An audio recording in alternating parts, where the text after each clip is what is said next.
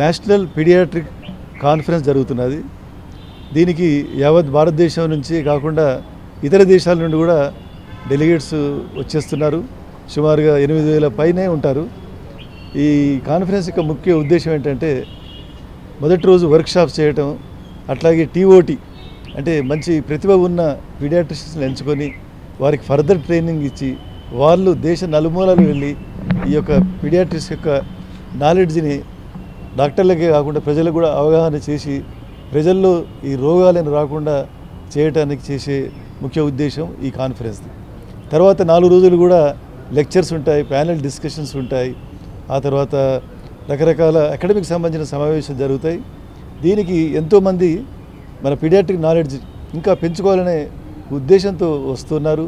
అట్లాగే అనుభవజ్ఞులు పీడియాట్రిషియన్లకు వాళ్ళ యొక్క నాలెడ్జ్ని స్కిల్స్ని ట్రాన్స్ఫర్ చేయాలనే ఉద్దేశంతో వస్తున్నారు. ఈ కాన్ఫరెన్స్ యొక్క ఇంకొక ముఖ్య ఉద్దేశం మన ప్రెసిడెంట్ అయినటువంటి డాక్టర్ వసంత్ కలాత్కర్ తన ముఖ్య ఉద్దేశం pink bus to various places. అంటే మన భారతదేశంలో సుమారుగా 70% పిల్లలకు రక్తహీనత అంటే ఎనీమియా ఉంటుంది.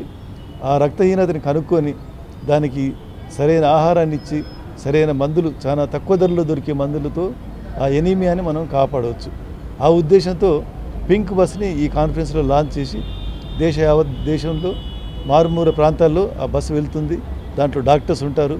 స్కూల్ పిల్లల్ని, పేద పిల్లల్ని పరీక్షలు చేసి అవసరమైన మందులు ఇస్తూ తల్లిదండ్రులకు వాళ్ళకి ఇచ్చే ఆహారం గురించి చెప్తారు.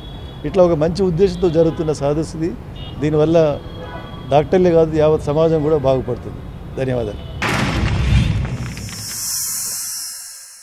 Like and subscribe Eagle Media Works.